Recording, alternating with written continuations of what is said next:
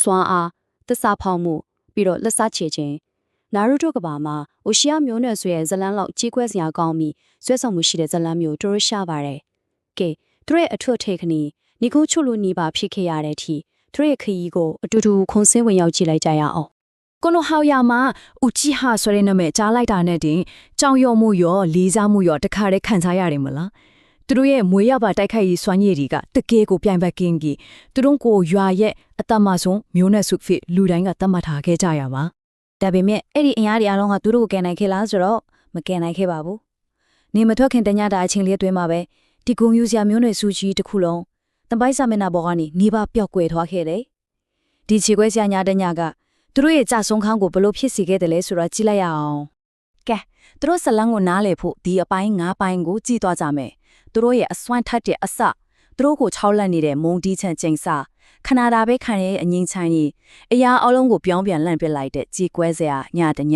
ပြီးတော့ပြာပုံသေးကနေပြန်ထလာတဲ့အနာဂတ်အသစ်ဟုတ်ပြီဆက်လိုက်ကြရအောင်အပိုင်းတစ်ကိုနောဟာရဲ့အတမဆုံးမျိုးနွယ်စုသူတို့ဟာတာမန်မျိုးနွယ်စုတစ်ခုမဟုတ်ခဲ့ပါဘူးသူတို့ဟာကိုနောဟာရွာရဲ့အုံမြင့်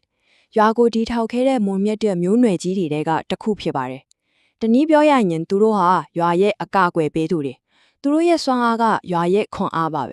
ဲဦးချီရတယောက်ကဘာလို့ဒီလောက်တောင်ကြောက်စရာကောင်းနေရတာလဲအဓိကကတော့သူတို့ရဲ့အားကောင်းတဲ့ချက်ကတော့မိကိုလည်းနဲ့တစ်ခုလိုထိန်ချုံနိုင်စွမ်းပြီးတော့အားလုံးသိကြတဲ့ဒန်ဒီယာရီဆန်နဲ့ရှာရင်ကမျက်လုံးပညာရဲ့ပေါ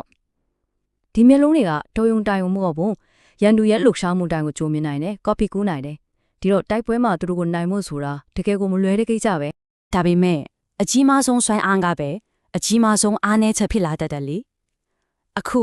အိုချီဟာမျိုးနွယ်စုကိုမျိုးဆန်နဲ့ချီပြီးသူခေါ်ပေးခဲ့မုံတိချင်းကျင်စာဆိုတာဘာလဲဆိုတာကိုကြည့်ကြရအောင်ရှင်ကန်ဒီစွမ်းအားကလေးကျင်ယုံနဲ့ရတာမဟုတ်ဘူးဗျာဝမ်းနဲ့ကြေကွဲမှုကနေမွေးဖွားလာတာဦးချီဟာတယောက်ကသူတို့အရန်ချစ်ရတဲ့သူတယောက်ကိုဆုံရှုံလိုက်ရတဲ့အခါအဲ့ဒီနာကျင်မှုကသူတို့မျက်လုံးထဲမှာမယုံနိုင်စရာစွမ်းအားတစ်ခုကိုနိုးလိုက်တယ်လို့ပဲတကယ်ကစွမ်းအားတော့နာကျင်မှုကိုပေးဆက်ရတဲ့ကြေကွဲစရာကံကြမ္မာတစ်ခုလိုပါပဲအဲ့ဒါကပဲမုံတိချင်းချင်းစာရဲ့အဓိကအချက်ပဲဦးချီဟာရဲ့အချက်ကအရန်ကိုပြင်းထန်တယ်ဒါပေမဲ့အဲ့ဒီအချက်ကဆုံရှုံမှုကြောင့်အမုန်းတရားအဖြစ်ပြောင်းသွားပြီဆိုရင်တော့အဲ့ဒါကသူတို့ကိုယ်တိုင်ရောသူတို့ပတ်ဝန်းကျင်ကအရာအလုံးကိုပါလောင်ကျွမ်းစေမဲ့မိတောက်ကြီးတစ်ခုဖြစ်လာတော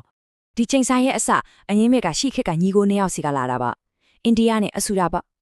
ါဒီကောက်ကအင်အားသုံးပြီးငင်းချင်းကြီးကိုတိဆောက်ခြင်းတဲ့နောက်တစ်ယောက်ကတော့မေတ္တာတရားနဲ့တိဆောက်ခြင်းတဲ့သူတို့ရဲ့ပฏิပခါကမျိုးဆက်တွေအထိဆင်းသက်လာပြီးနောက်ဆုံးမှာတော့ဦးချားနဲ့စင်ဂျူမျိုးနဲ့စုတွေကြားကအဆုံးမရှိတဲ့စစ်ပွဲကြီးအဖြစ်ဆက်ရှိနေခဲ့တာပေါ့ဒါပေမဲ့ရာစုနှစ်ချီပြီးတွေးချုံရှိခဲ့တဲ့စပွဲတွေအပေးမှာမျောလင်းချက်လေးချူတော့ပေါ်လာခဲ့တယ်ရန်သူတို့ရဲ့노력ကဒီအမုန်းတန်တွေကိုအဆုံးသတ်ဖို့ကြိုးစားခဲ့ကြတယ်ဒီ timeline ကိုတစ်ချက်ကြည့်လိုက်အောင်အဆက်ကတော့ယူချီဟာနဲ့စန်ဂျူကအမြဲတမ်းစစ်ဖြစ်နေကြတာနောက်မျိုးဆက်တစ်ခုမှာတော့မာဒါရာယူချီယာနဲ့ဟာရှီယာမာယာစန်ဂျူတို့ကငယ်ငယ်ချင်းတွေဖြစ်လာပြီးငင်းချမ်းကြီးကိုအတူတူအိမ်မက်မှတ်ခဲ့ကြတယ်ဒါပေမဲ့စစ်ပွဲတွေကသူတို့ကိုရန်သူတွေဖြစ်အောင်ပြန်လို့ခဲ့ပြန်ရောနောက်ဆုံးတိုက်ပွဲကြီးအပြီးမှာတော့ဟာရှီမာရဲ့စိတ်ရင်းကြောင့်မာဒါရာကငင်းချမ်းကြီးကိုလက်ခံရပြီးသူတို့နှစ်ယောက်ရဲ့အိမ်မက်ဖြစ်တဲ့ခိုနိုဟန်ဂါကူရီရဲ့ရွာကြီးကိုတီထောင်ခဲ့ကြတယ်ဒါပေမဲ့အဲ့ဒီငိန်ချမ်းရေးကတိတ်မခိုင်မြဲခဲ့ဘူး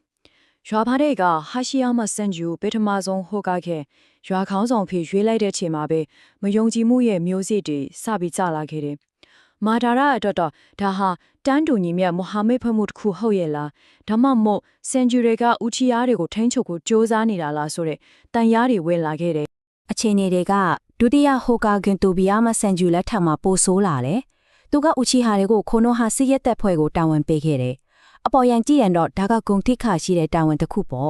့ဒါပေမဲ့တကယ်တမ်းမှာတော့ဒါကသူတို့ကိုရွာရဲ့အတ္တိကအုပ်ချုပ်ရေးကန်တာတွေကနေဖဲထုတ်လိုက်တာပဲသူတို့ဌာနချုပ်ကိုလည်းရွာအစွန်ဖျားမှာထားတယ်ဒီလိုတမင်တက်ပက်ခွဲခြားဆက်ဆံခံရတယ်လို့ခံစားလာရတာကဥရှိဟာတွေအမကြည်နမှုကိုနှစ်တွေကြာလာတာနဲ့အမျှပိုပြီးကြီးထွားလာစေခဲ့တယ်မျိုးဆက်တွေနဲ့ချီပြီးစူပုံလာတဲ့အဲ့တေမမှုတွေကနောက်ဆုံးမှတော့ပေါက်ခွဲထလို့နီးပါးထလာခဲ့တယ်ကဲဥချီဟာမျိုးနွယ်စုရဲ့ကံကြမ္မာကိုအဆုံးဖြတ်ပေးလိုက်တဲ့အဲ့ခြေခွဲဆရာညကညစီကိုတော့လိုက်ကြအောင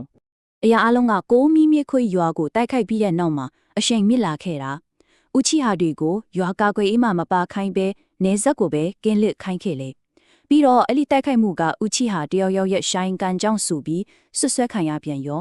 ဒါနဲ့ပဲမျိုးနွယ်စုတစ်ခုလုံးကိုရွာအစွန်ကိုအတင်းကျပ်ပြောင်းရွှေ့ပြီးစောင့်ကြည့်မှုအောက်မှာထားလိုက်တယ်။အဲ့ဒီမှာတော့ဦးချီဟာဒီဘက်ကလည်းတီးမခံနိုင်တော့ဘူး။သစ္စာဖောက်ခံရပြီးလို့ယုံကြည်သွားပြီးသူတို့ခေါင်းဆောင်ဖူးကားကွေရဲ့ဥဆောင်မှုနဲ့အာနာသိန်းတို့လူ့ဟွက်ကြံစီပါတော့တယ်။ဒီအချင်းနေမှာ